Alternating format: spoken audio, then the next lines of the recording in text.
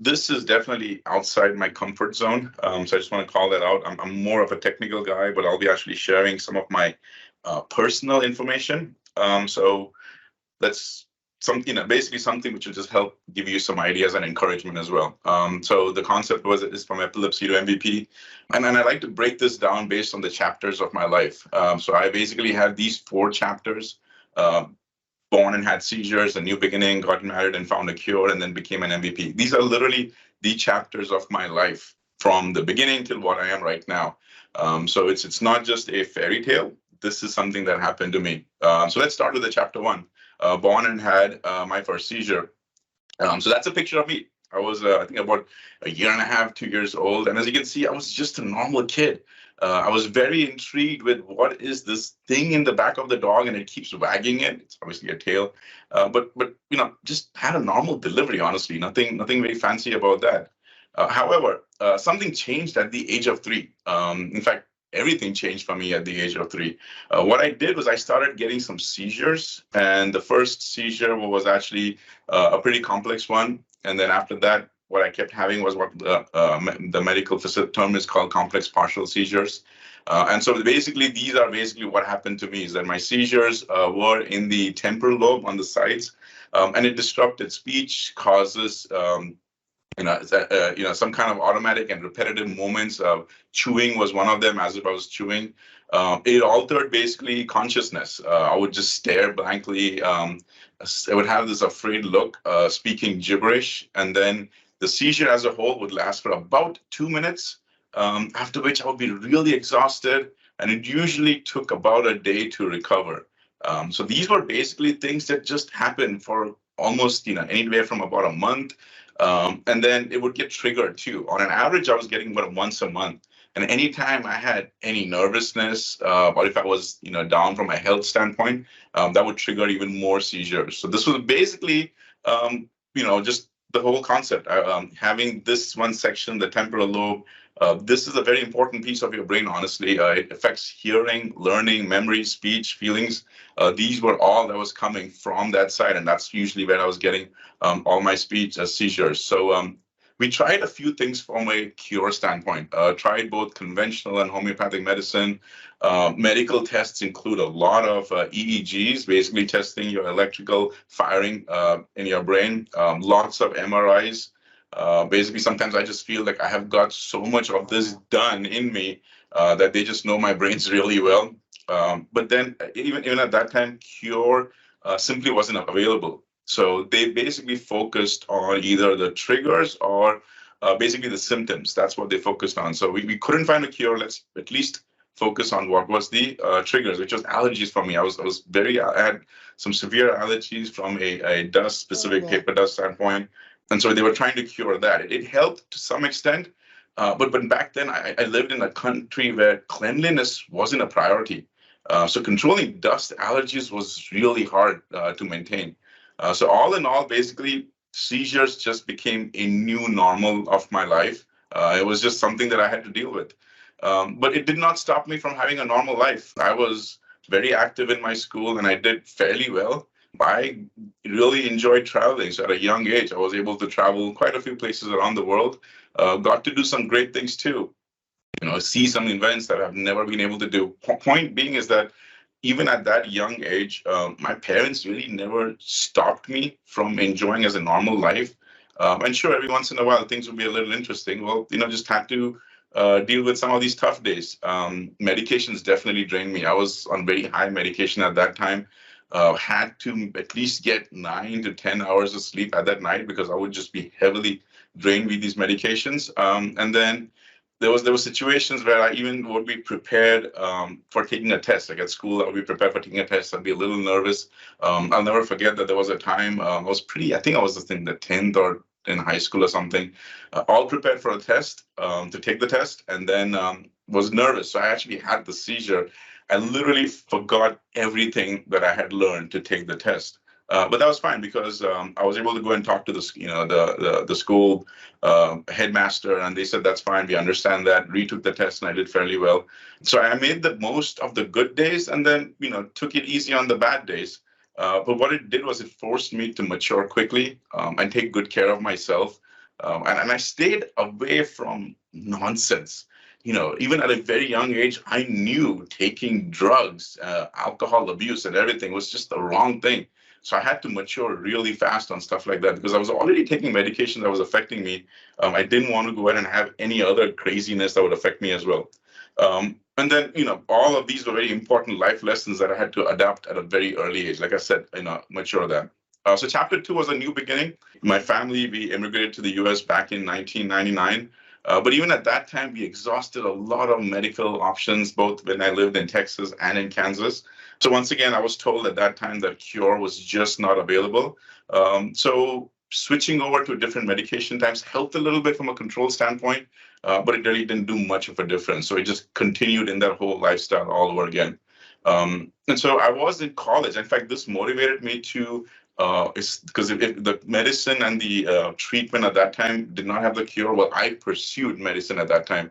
In my college, I went and actually did my whole pre-med, and I was also doing double majoring in pre-med as well as in computer engineering. But you know what? God had other plans for me. In fact, I did have a better understanding of my seizures purely from a neuro standpoint as well, seeing where it's coming from and all of that. But all in all, I still could not find a very good cure for that. But I kept moving forward. One of the things I'll give you as a side story of mine is I refused to take a loan when I was in college. I did not want to start my life in debt. So I worked my way through college. I had a full-time job. And I went and took at least the 12 to 14 credits. That's how it was at that time, because I worked my way through college. So at that time, it took me about almost 5 years to finish my undergrad. But I literally worked my way through college on that. And that was all very hard at that time for me, working my way through college, having those medications which were draining me. I mean, I literally had no time for any fun whatsoever. But you know what? It all basically paid off. So chapter 3, got married and found a cure. This is the love of my life. We got married on June 2006. That's my wife, Rosanna Christian. And it was an amazing marriage, and it's a wedding day, and we've been married now for 17 some years.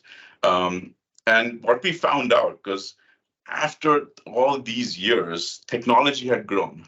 In fact, the whole MRI system had heavily evolved. And so we were able to find out that there was, and I have the picture over there. This is that there was actually a dip in my skull where some of my existing brain actually seeped in, and that irritation was causing the seizures, which was very interesting because it's not a hereditary thing. Nobody in my family, even few generations, nobody had these seizures, but I did. We finally found out the root cause of it.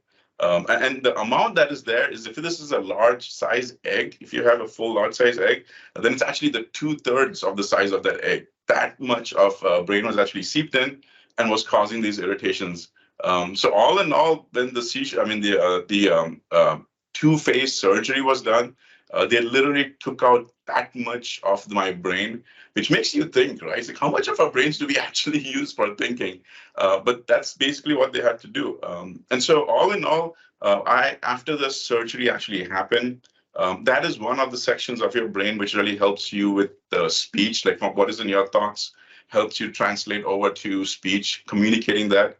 So I did have to go through a whole speech therapy. I'll give you an example. One of the things that it did was I could tell, like I'm looking at it, I can tell what it is. That's a feature. It will record me. It'll put it up on the internet, on YouTube. In my brain, I could not tell you the name, that this is a webcam. The term webcam would not come to me because there was a gap after the surgery. There was a gap between my speech and long-term memory. So I had to go through this therapy basically to rewire my brain so I could do this. And it was a full 6-week therapy, which was pretty successful. We were able to change my medications altogether. I remember at one phase of my life, I was taking 3 medications. I was drained, I was sleepy, my brain was always foggy. And then the surgery was so successful that we went ahead and changed my medications, in fact, down to 1. And even on that, I'm the lowest dose that you can be. In fact, there's already discussions we might have to completely stop that because I haven't had any seizures for over 10 years now. And then, we started having, like I said, this, first month then seizure free. After that, we just going ahead and kept tapering up. This is what I said, is that we switched over from 3 medications down to 1 and kept tapering it down.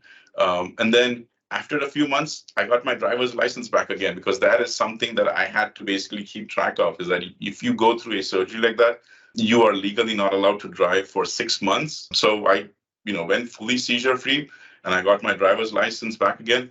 But something important happened. After that, my first child was born on November 19th, 2020. And then that's basically my wife and I, we were very tired. But we had our first family picture together, because I was Gabriel, born over there. So all in all, I had one very simple prayer. Some of you who know me know I am a believer. I believe in the Lord Jesus Christ. And I had a very strong prayer that whatever happens, I do not want my children to see me have a seizure. And he answered that prayer. I had to wait 26 years for that prayer to get answered, but it happened. So all in all, I just want to call out with, I became an MVP. So what does this all mean about becoming an MVP? The key thing is when I was having these seizures, I had to take a lot of notes so I won't forget.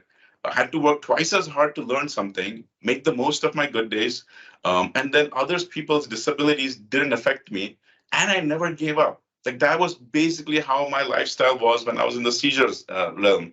So once I got cured, I became 100% seizure free.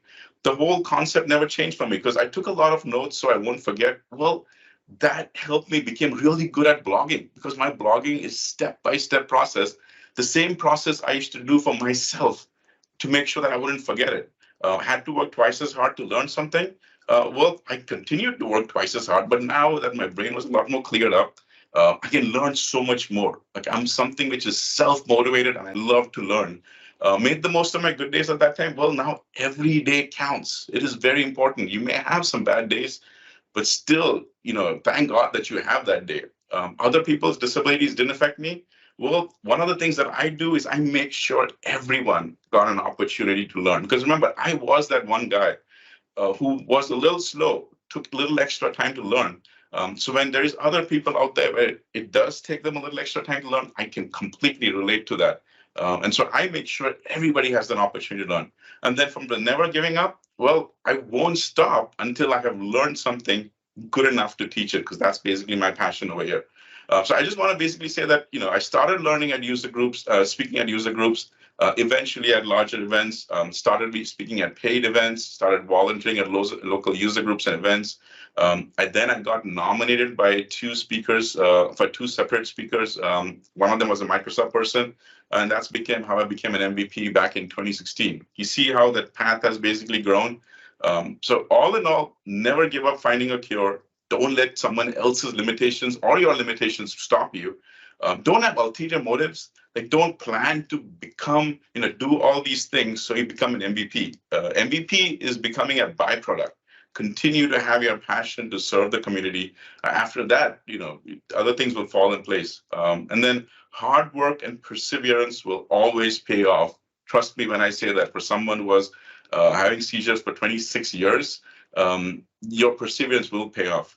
So how does this all fit in with the Power Platform? Well, one of the things about the Power Platform is it is so easy to adopt. And I want to show these three things over here. So on the left side, you don't even need the ability to start coding, adding controllers and formulas to at least even build the canvas design. You can now upload an image directly, whether you've hand-drawn it or you already have a template of some kind. That is what helps you mix the whole image, design of the app.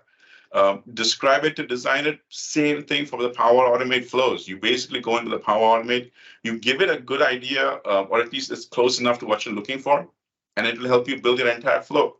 On the right, this is fairly new, the usage of building a chatbot. Instead of you building an entire chatbot and putting the entire logic to go and search something, you go ahead and put in your website, like wikipedia.com or something like that, and then it will go and basically build that entire bot and pull information for you. Building chatbots is so much more easier.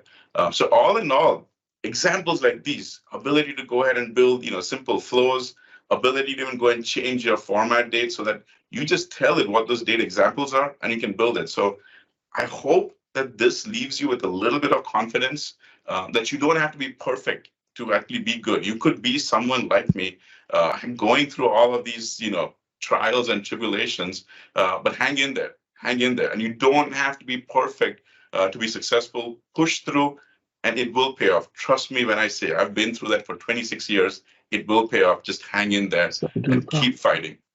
That's all I got, David. Awesome. Thank you, Daniel. Really, really great stuff. Friends, I think it's important to highlight that you may be thinking this wasn't really a technical demo. Is this call meant for a technical demo? It's meant to inspire folks to be able to learn more and do more. And so I think if you're wondering, was this appropriate for the call? Absolutely, because we want folks to feel inspired without limits. And I think Daniel is showing that there's an opportunity here for all of us to not have boundaries or restrictions by way of desiring and loving a technology that we want to do more in. What I would recommend you all to do, given the story of Daniel, is collaborate. Reach out to Daniel, reach out to anyone else who's a leader in the community and tell them you'd like to do more, and be willing to share and open up with one another. So aside from that, thank you, Daniel. Absolutely good information. And we appreciate you taking the time to share that personal story.